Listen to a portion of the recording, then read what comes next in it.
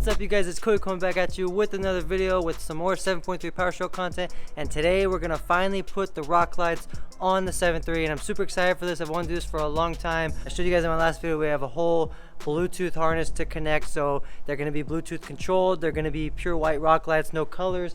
I'm pretty excited. Hopefully we can get it done today. I don't think it'll be that much work. I do know I'll probably take the wheel wells out of the front. The back ones don't seem to have the plastic inserted wheel wells, and it's metal, so we're probably just gonna do some self-tapping screws in the back. Shouldn't be that big a deal. We got a big roll of red and black wire to run all throughout the truck wherever we need to. I'm pretty sure we should have everything we need, so let's go ahead and get into it. As you guys might be able to tell, maybe not from the video. Let me see, let me go on the other side, but we did finally cleaned and detailed the truck. Truck was looking super dirty, wheels were dirty, but we finally cleaned up those wheels. Not an amazing job, I'm no professional detailer, but we got the wheels cleaned up, some tire shine on the tires. We did the side view mirrors, put some shine on them and the door handles and stuff. Get you guys a nice view of it. There it is, truck looks great, finally cleaned up. Now this is our wiring harness for our rock lights. Obviously you have your power and ground cables that go to the battery here. You have a relay and an inline fuse on the harness. And then over here you're going to have your Bluetooth control box, which this is our Bluetooth switch, so you can control this you know, from your keychain outside the truck and stuff. And then it wires off, and you also have a button that you can put inside of the cab, so you can control with that, and you can control it Bluetooth, so that's pretty cool. And then obviously we have our lead that's going to go to our rock lights. So I got this off of Amazon. It was actually pretty cheap, only $15.99 from Amazon, and it had really good reviews, so I feel good about it. I'm pretty excited. There was some pictures and videos in the reviews that showed it working, and it seemed to work pretty good, so I'm excited to get it on there and show you guys my own review. And if you guys are interested in it, the harness and the rock lights themselves and this roll of wire will all be down in the description, the links to them, so you can click on the links and find all of that from Amazon and go ahead and buy it if you guys are interested. So let's go ahead and get to the install. Real quick, you guys, before we get to the install, if this is your first time here and you enjoy 7.3 powerstroke content, please hit that subscribe button and the notification bell so you're notified whenever I upload future content. Hit the like button if you enjoyed this video, and I always have to promote my brand, No Half-Assed. Please check out nohalfassedapparel.com. So first things first, let's go ahead and run our wiring harness. So we're gonna pop the hood, connect those to the battery, and run it down to underneath the truck, and then we'll install our light pods, and then we'll know where we need some extra wire and stuff like that.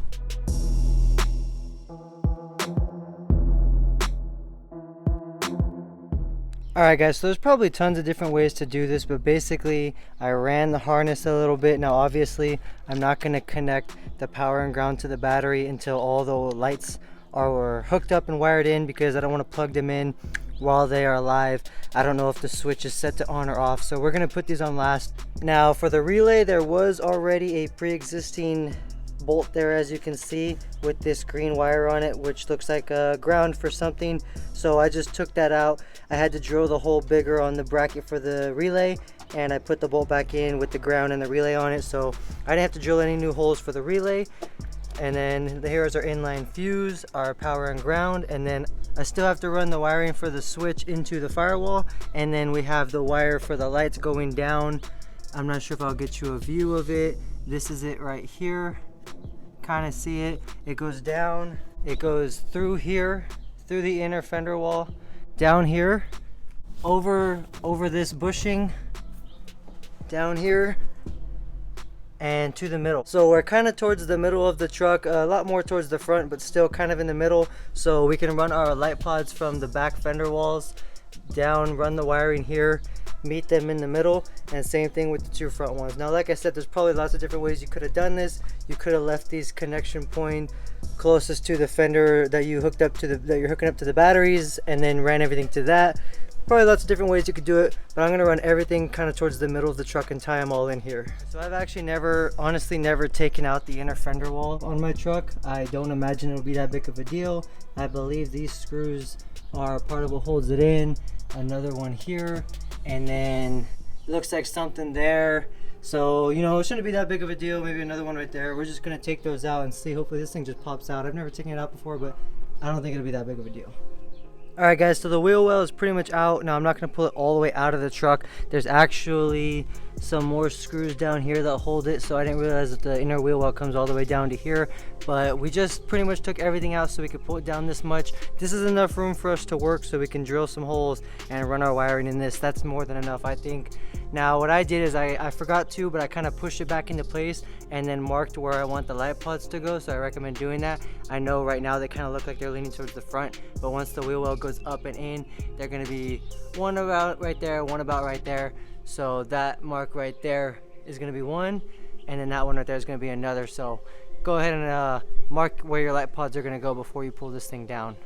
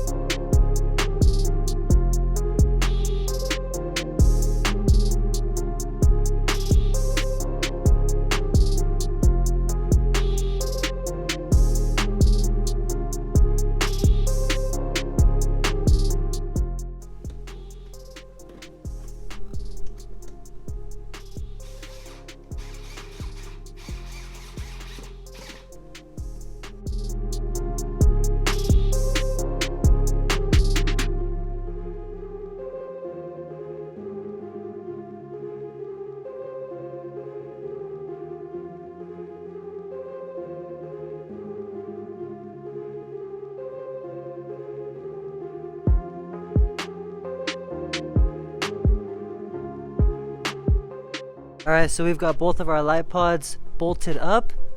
Where's the other one? There it is. Okay, I went too far. There's one light pod, there's the other one, and then we have our wiring. We have both of the light pods connected together, so you can see you have one light pod and the other light pod. You have the two blacks tied in together on one side, and then our additional black wire that came off of our roll right there. And of course, same thing with the power side. Power here, tied into one power, ran down the fender wall and hanging there. So I'm gonna go ahead and throw this inner fender wall back up into the truck, put all the screws back in, and that one's gonna be done. Our wire will be hanging, and we'll come back and put some wire connectors on the other side later. For now, I'm gonna do the other wheel well, get those rock lights ready, and have the whip hanging down on the other side, and then I'll tie those two in and run them together, and then we'll jump on the back side. Alright guys, both of the front wheel wells are done. We have two light pods in each wheel well in the front, and we got one set done in the back. I will show you what we did, and I'll show you a little more on the other side. But basically, because of the fact that, like I said, that's metal, it's not an inner plastic inner fender well, I just used these self-tapping screws for these, which I will show you some that I'm going to use on the other side. So I drilled my hole for both of these. I had to add some wire to this one. I added a little bit of wire to this far one in order for it to reach all the way over here, and then this one I did not have to add any wire, and then I spliced them together, and then when we run the rest of our wire to the harness, then obviously we will splice it into there. So that's how that went. It was actually much easier than the fronts, much easier than having to pull the inner fender wall out of the front. So let me go ahead and jump on the other side, and I'll actually go through the process with you guys of how I'm doing the back. Now again, the first thing we're going to do here is drill our hole for our wire, so we can run our wire through the hole, and then once the light pod is in place, we can drill our two self-tapping screws in. Now I did add a little lock washer on the self-tapping screw in order to bring the head out, because without the lock washer on there, the head is actually recessed into the pod and a socket doesn't fit on it. So that's why I added this little tiny lock washer, just to bring the head out a little bit.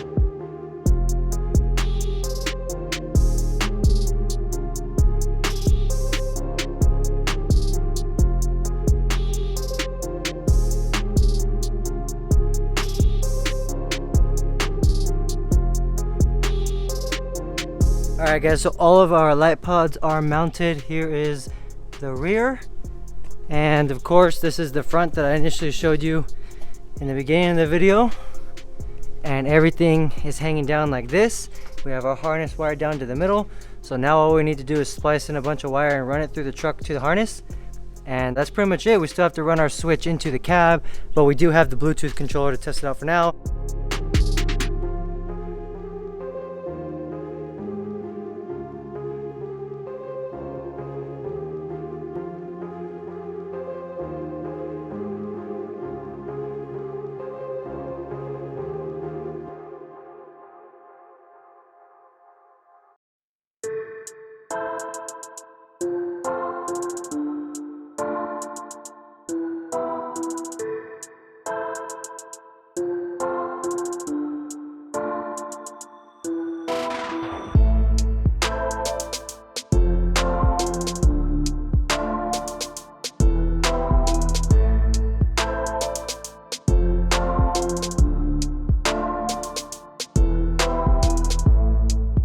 Alright guys, so we are pretty much done with the install of the light pods. Now there's a couple of small things I still need to go back and fix, like I need to put some zip ties on the wires and make sure everything's tucked away nicely, and finish hooking up the Bluetooth control box in the cab, you know, zip tying that up somewhere, stuff like that. But what I'm going to do now is kind of wait for it to get completely dark. Obviously I haven't even seen them in the dark yet, so I'll see it for the first time when you guys see it. So when it gets dark, I'll turn them on for you guys and showcase them, and you guys can see how they look at night.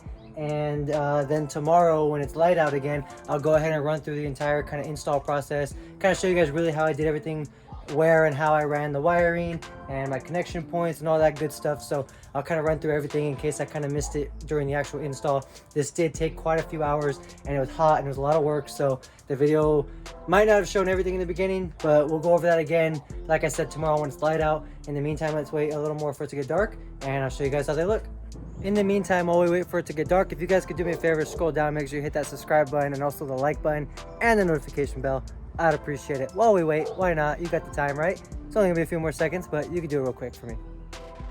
All right, guys, let's check these out for the first time at night. Oh yeah.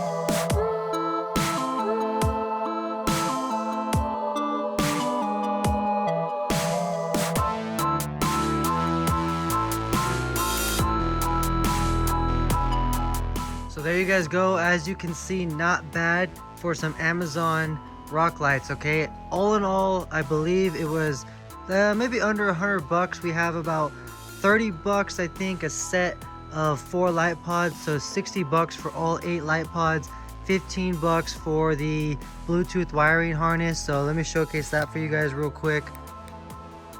Bluetooth wiring harness, plus we still have the button up in the cab, but another 15 bucks for the Bluetooth wiring harness, which comes with the remote, so that puts you at about 75 bucks. And then I believe maybe 15 bucks for the 100-foot spool of wires, so that puts us at about 90 bucks. $90 for 8 rock lights, Bluetooth wiring harness, and 100 feet of red and black wire for a setup like this. 90 bucks. Like I said, everything, the links to everything will be down below in the description. And also, like I said, tomorrow when it's daylight, I will show you guys more of the setup and how I ran everything and stuff like that. But in the meantime, here's how everything looks. Looks great. I mean, at nighttime, being able to see the shocks this nice is just really cool. I'm really excited about that. And you cannot see any of the rock lights from the side of the truck when they're on. You can't see them unless you squat down and look under, so they are hidden and tucked away pretty good. pretty happy with that. Now the Bluetooth capabilities also has some strobe stuff, you know, strobe capabilities. Let's check that out.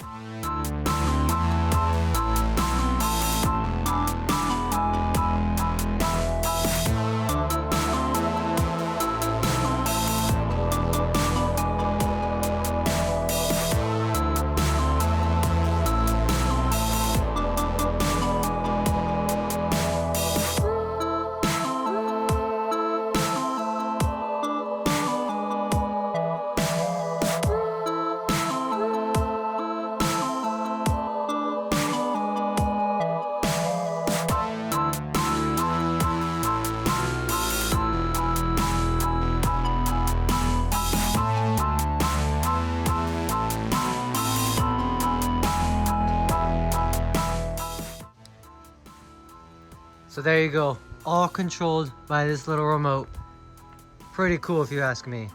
What's up, you guys? It's the next day. I just got off work, but like I said, there's a couple things I want to go over on the install. I know I missed a couple things while I was installing it and trying to make the video at the same time. So I want to go over some stuff, make sure that I show you guys everything that I did so you guys can see kind of the way I did it, and then maybe do it the same way or your own way, kind of coming off of my way, whatever. But let's go ahead and go over all that real quick. So first of all, the first wheel well that we did was the driver's side front, and it was pretty easy to take it out, pretty easy to track down all the screws that hold the wheel well into place. Just keep track of all of them when you take them out. One there, and then I believe one here.